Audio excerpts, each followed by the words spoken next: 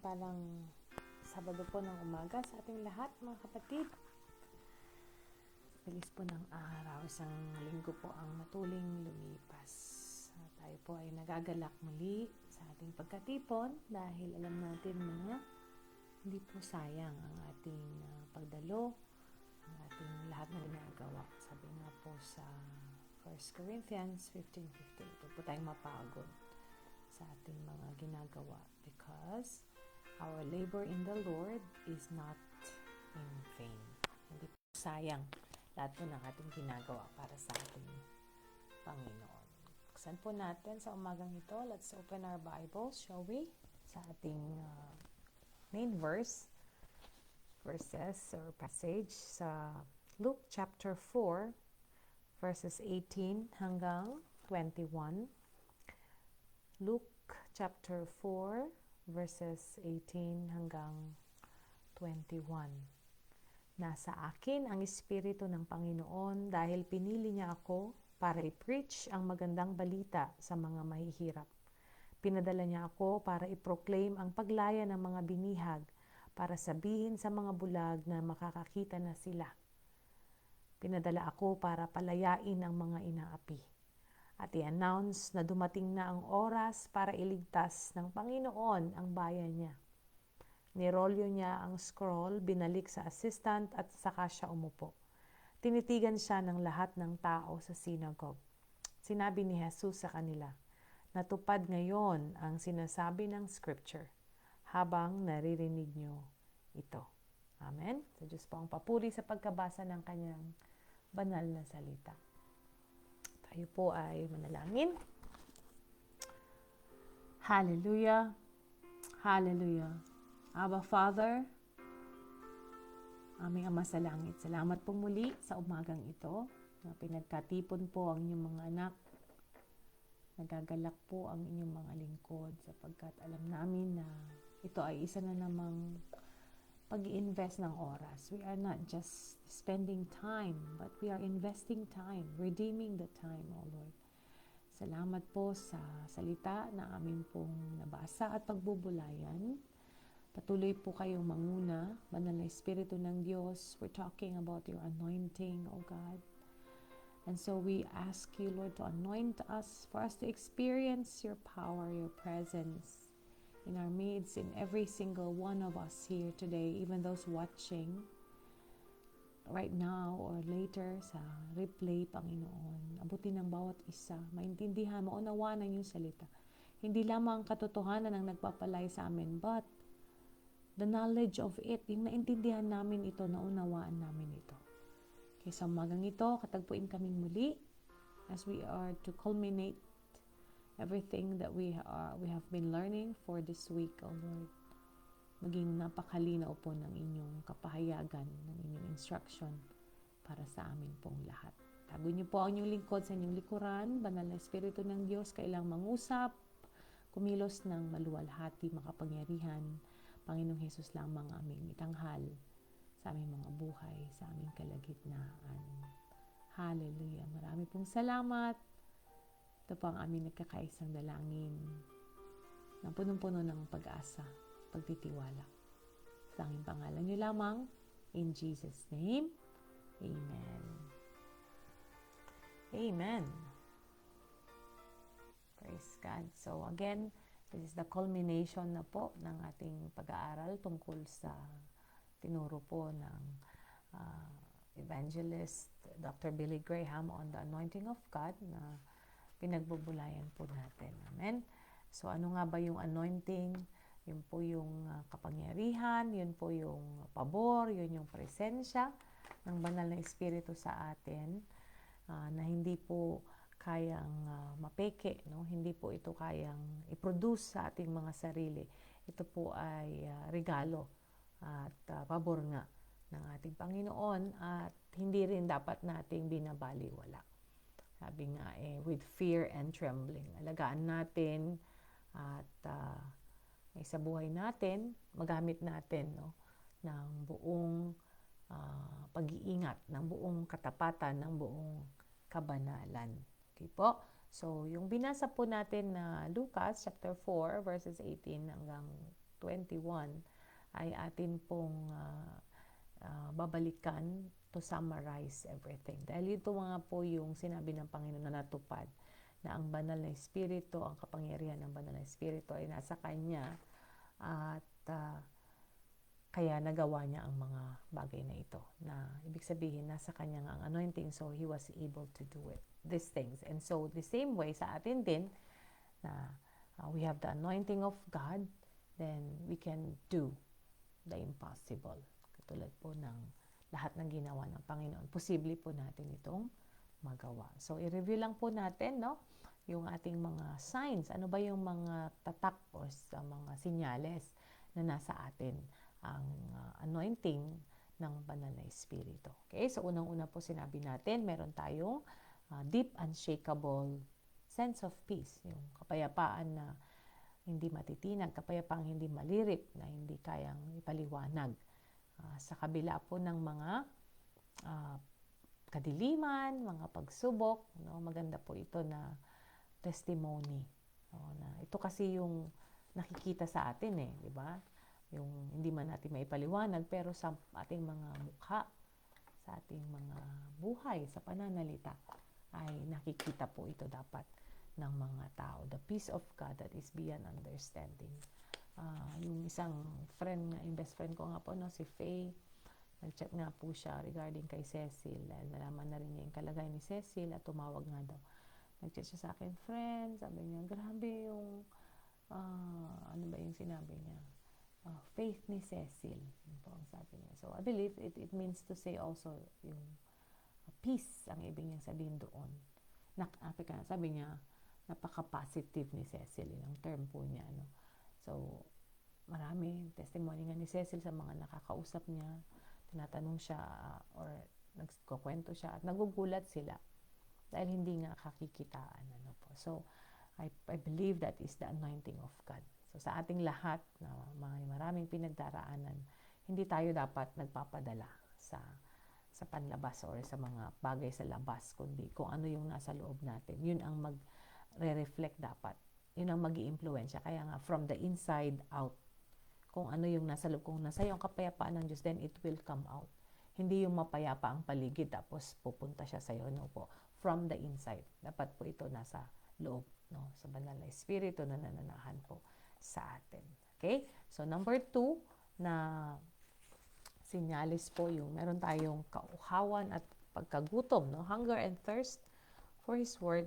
Kaya nga tayo, day and night po tayo sa ating devotion, pinapakita po natin dito na we cannot get enough, no? Parang kulang or kailangan natin araw-araw.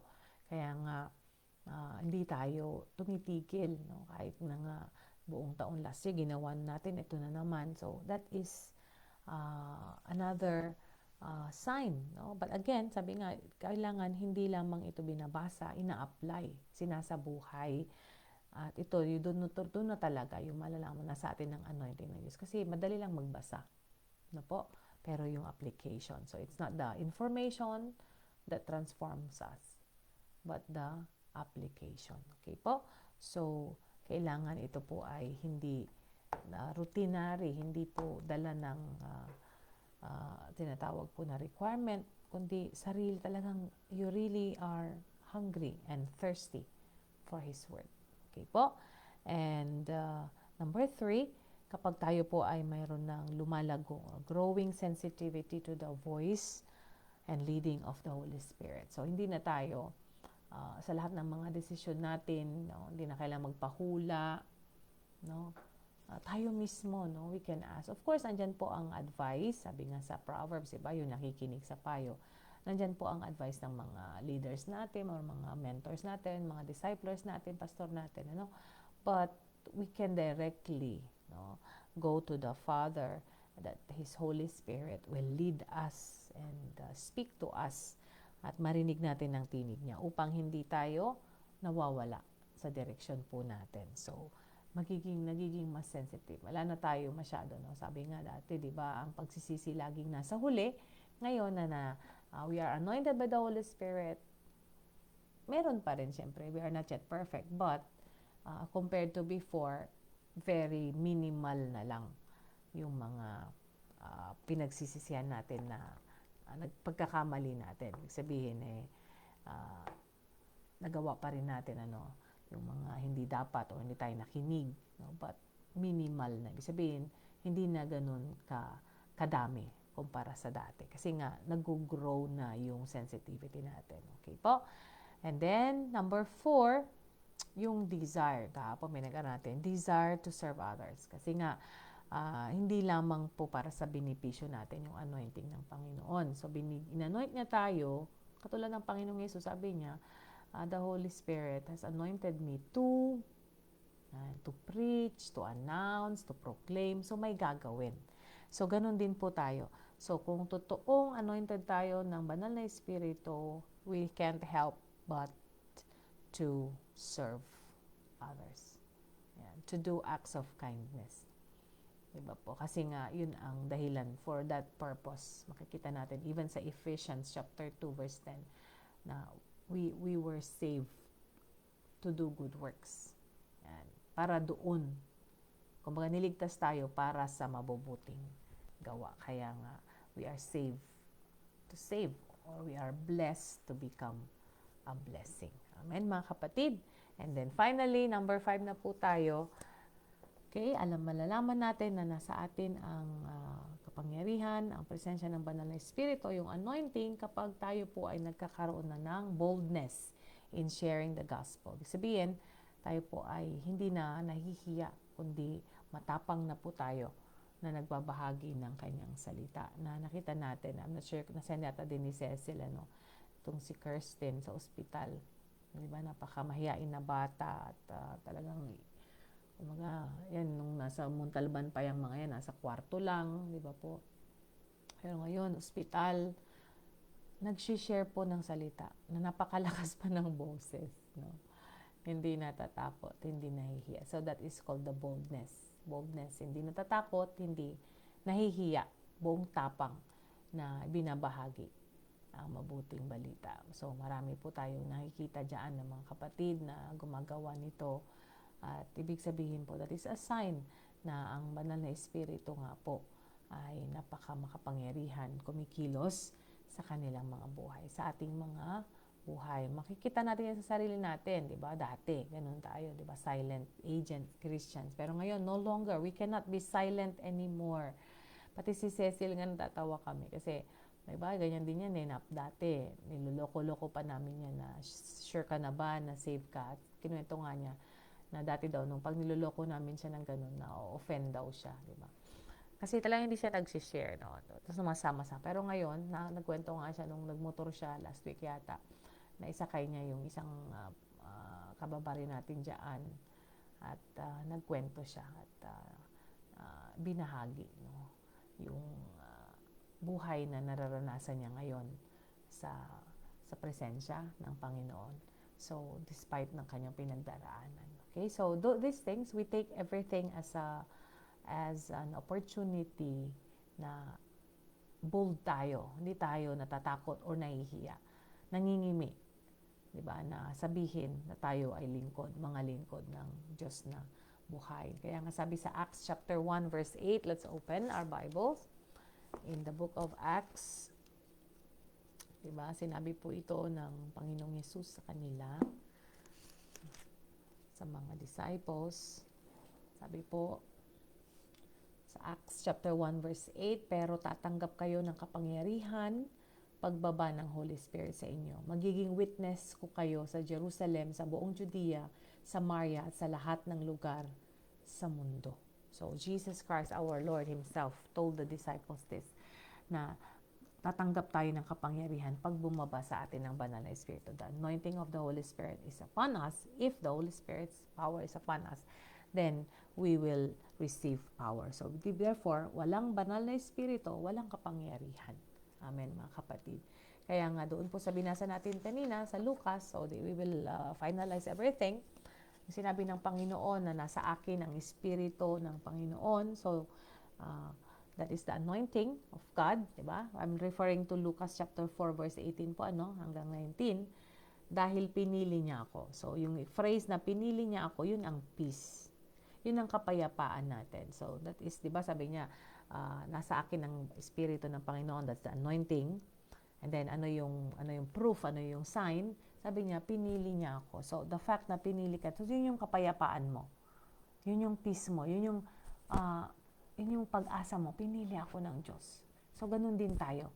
Araw-araw dapat we meditate on that we are chosen ng Panginoon. We are not forsaken. Sabi nga nung kanta, we are chosen, not forsaken. Pinili tayo ng Panginoon. So, that is our peace. That is beyond understanding. And then, sabi niya, i-preach ang magandang balita. So, ito po yung salita ng Diyos. So, wala tayong dapat na i-preach kundi ang kanyang salita. So, paano mo i-preach kung hindi mo alam? Kaya dapat nandoon yung nagbabasa ka, diba? You are hungry and thirsty for His word. So, inaaral mo yung kanyang salita. So, you can preach the good news, yung magandang balita. That is the word. And then, sabi niya, ipoproclaim yung paglaya, sasabihin sa mga bulag, palalayain yung inaapi, i-announce. So, that is what we are to do and to say. Now, ano yung mga ipoproclaim natin, sasabihin natin? Makikinig tayo sa tinig niya. So, listening. Yan. Hindi galing sa sayo, hindi mo salita. Kaya nga lagi natin sinasabi, no? Lord, ako ay mouthpiece mo lang, bibig mo lamang ako. Pero kayo ang magsasalita. So, God, the Lord will put the words in our mouth. So, sa mga bibig natin, ilalagay niya yung mga salita. Kaya nga, we are to listen. Even ngayon, halimbawa, nagpe-preach po ako. So, no? Simultaneously, nakikinig po tayo sa tinig niya para yung mga sinasabi po natin, hindi na galing sa atin, kundi galing sa Kanya. So, you see, that's the anointing of God. And then, sabi po niya, sa kanino ba natin ipipreach ang magandang balita, ipoproclaim, sabi niya doon, sa mga mahihirap, sa mga binihag, sa mga bulag, sa mga inaapi. So that is serving them. So that is, sabi niya, serving others, another sign. So others, especially yung mga mahihirap. Kasi pinili ng Panginoon ang mahihirap. Ang mga mahihirap, sabi po sa Bible, diba, yung wala nang ibang inaasahan. Lagi pong special ang mga mahihirap. Pag nag-aani, mag-iwan kayo para sa mga mahihirap. So, kaya pumunta nga siya dito para sa mga mahihirap. Diba? Sa mga binihag, sa mga bulag, sa mga inaapi. So, serving them. So, that is also a sign of the anointing. And finally, boldly sharing the gospel. Sabi niya, i-announce na dumating na ang oras. So, that is very bold. Sasabihin mo, matapang, dumating na. Diba? Yung walang katakot-takot, walang kaabog-abog. Nasasabihin mo, dumating na ang oras. Diba? That is boldness. Na you are full of confidence, you are full of yung talagang tiyak ka na dumating na nga ang oras ng pagligtas. Now is the time of salvation. So you see, lahat ng yon ay ginawa ng Panginoong Yesus dito sa lupa. At lahat ng yon ay magagawa din natin kung nasa atin ang anointing ng Panginoon. Kaya nga mga kapatid, kamusta po tayo? Nararanasan po ba natin ang kapayapaan? Are we feeling His peace? Nagugutom sa Kanyang salita, hungering for His word? Are we listening to His voice? Nakikinig tayo sa boses niya. Are we serving others? Naglilingkod sa iba. Are we boldly sharing the gospel? Not just sharing, mga kapatid, boldly. Walang takot, walang pag-aalinlangan, hindi nahihiya. So if we are doing all this already, malalaman natin, know it. By this you will know na nasa atin ang anointing ng Panginoon. Hallelujah. Sa Diyos po ang papuri. Hallelujah. Tayo pong lahat ay manalangin. At kung hindi naman natin nararanasan pa, mga kapatid, sabi ng Panginoon sa Santiago, humingi tayo. Humingi tayo sa Kanya at ibibigay po ito sa atin. Ganun din ang sinabi sa Mateo, humingi kayo ibibigyan, kumatok kayo, hanapin nyo, matatagpuan ninyo. Sapagkat kung wala ang anointing ng Banal na Espiritu, wala po tayong magagawa, wala tayong kapangyarihan. Hallelujah. Hallelujah. Come on, let us pray. Oh, hallelujah. Abba, Father, we thank you. We thank you, Abba, Father. We bless your name. We thank you for all your words of power, Lord, that transforms, equips, empowers. Salamat po. Only your word, Lord. It is the power of God. It is the sword of the Spirit. Marami pong salamat sa lahat ng aming pagkatuto sa buong linggong ito about your anointing, O Lord. Salamat po dahil nakikita po namin na marami na po sa amin, lahat na po halos sa amin ay nararanasan ng mga ito. And maganda po itong ma-remind kami upang mas lalo po kaming mag-apoy. O Diyos, Holy Spirit, continue to fill us, continue to empower us, continue to anoint us to do the works that you want us to accomplish. Lord, I pray for each and every single child of yours, lahat ng inyong mga anak, sa umagang ito, Panginoon, araw-araw sa buhay namin. Kami pong lahat nawa ay patuloy na makaranas ng inyong kapayapaan, patuloy na mauhaw, magutom sa inyong salita, patuloy na makinig sa inyong tinig at sumunod, patuloy pong magslingkod sa iba, patuloy na matapang na ibahagi ang inyong mabuting balita, magandang balita. Maraming salamat po, O Diyos, sa lahat ng panalangin na hihilingin. Salamat po sa lahat ng katugunan ninyo, na higit pa sa lahat ng aming hiniling. Lord, tunay na kayo ang Diyos ng higit pa. Salamat sa taon na ito, taon po ng increase, ng harvest and increase, habang kami po ay fino-forge, habang kami po ay dinadaan sa apoy. Maraming salamat po, Ma. Salamat sa buhay ng inyong mga anak, na patuloy na nagtatapat sa inyo. Ibalik nyo sa kanila ng siksik-liglig na gumapaw na pabor at pagpapala. Lahat ng ito ng kanilang sakripisyo at pagmamahal, pagsunod sa inyo, pagtitiwala. Salamat po, Banal na Espiritu, sa inyong kapangyarihan. Ito po ang aming nagkakaisang dalangin sa umagang ito. At kami patuloy naasa sa inyo lamang. Mapalad ang mga wala ng ibang inaasahan kundi ang Diyos. Ito po ang aming dalangin. In Jesus' mighty, beautiful, holy, and powerful name.